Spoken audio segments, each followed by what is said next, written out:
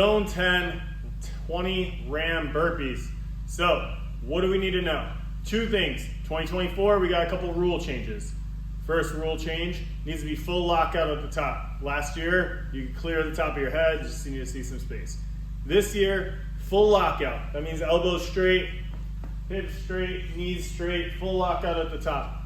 That's one. Number two, the RAM needs to be placed on the ground when you're done. It doesn't need to be balanced, it doesn't need to go in the hole, it just needs to be placed on the ground. If you throw it and it bounces, your clock still runs until you go fetch it, and then you place it on the ground, generally in the area you picked it up from. Lock it out, place it on the ground horizontally or vertically, that doesn't matter, but place it on the ground. All right, let's get into the meat and potatoes.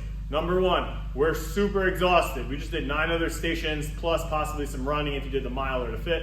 So we want to be as efficient as possible with these movement patterns. And then 2, mind games. We want to keep tricking our brain into not telling us we're done, we're quitting, this is it, I can't go anymore. So mind games, just break it down into sets of 5. Just get to 5.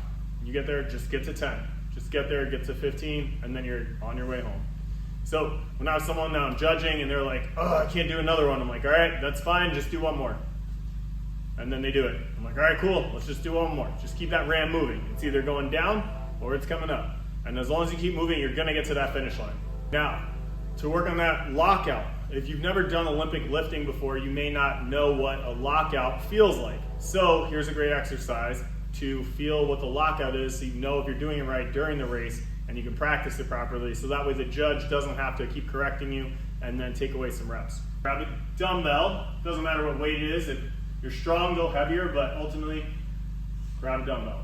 You're gonna take it from the ground and you're gonna snap it like you're snapping a towel at the ceiling. So, ground, snap. You don't have to go to the ground again, just go to your knees, snap, snap. Every time you snap, you're locking out your elbow, your wrist, your hips, shoulders. That's gonna be vertical plane with everything extended that you need to know for your DEKA RAM burpee. All right, how do we get these RAM burpees done as fast as possible? Well, remember, we're coming into this exhausted. We just finished the tank. So we gotta get here. All right, what do we do? The RAM is sitting right here. What should I do? First of all, tip it over. You can use your hands or your feet. Either way, the RAM rep starts at the bottom. So don't be picking up the RAM. This is a very big waste of time and energy. People pick up the RAM and then they put it over their head and then they bring it back down, and now guess what? They're still at 0 reps. The rep starts on the ground. So tip it over, however you choose. Now we're gonna put our hands on the sides, hop or step back. We'll go over the benefits of each, but I'll show you both. So hop back or step back, come down. I suggest strongly putting your knees on the ground. Think kneeling push-up. It's gonna make it a lot easier. Then you're gonna bring your chest or upper abdomen to the RAM. You touch that. Now we're gonna come up.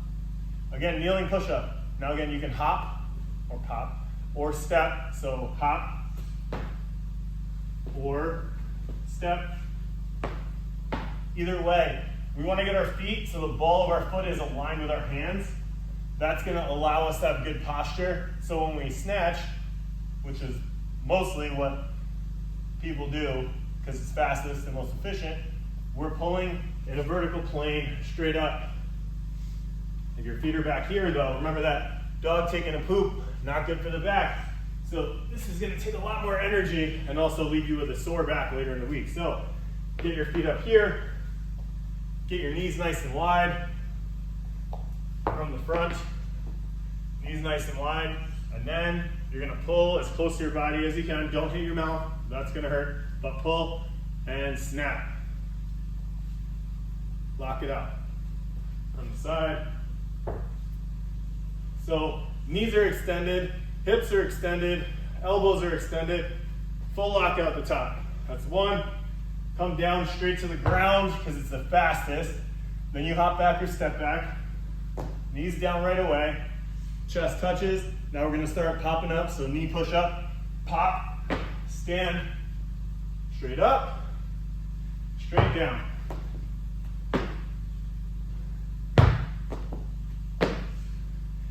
You're gonna be tired. So if you need to do something.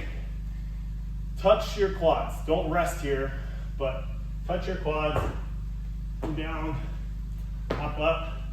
Start here, hop.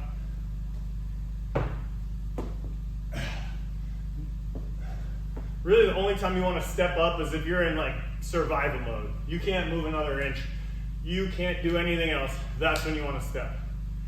Otherwise, pop. If you need to step one, pop one, step one, pop one, you do that, but figure out how you can get your body to pop up 20 times. That's going to be the fastest way to get you done with your RAM burpees as fast as possible and get you done. So that way we can finish rep number 20.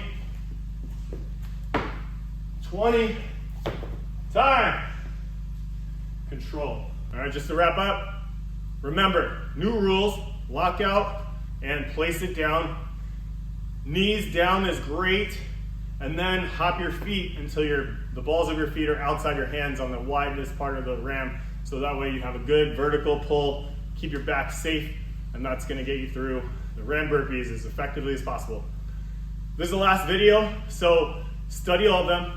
Take notes, apply them to your training, apply them to your races. Let me know how they're helping you because I want to know what's good, what you don't like. That way I can fix it, make it better. That way everybody gets better together. And if you ever get a chance to meet me, tell me that you like the videos so that way I know and I can keep making them and keep helping you out. Thanks for tuning in.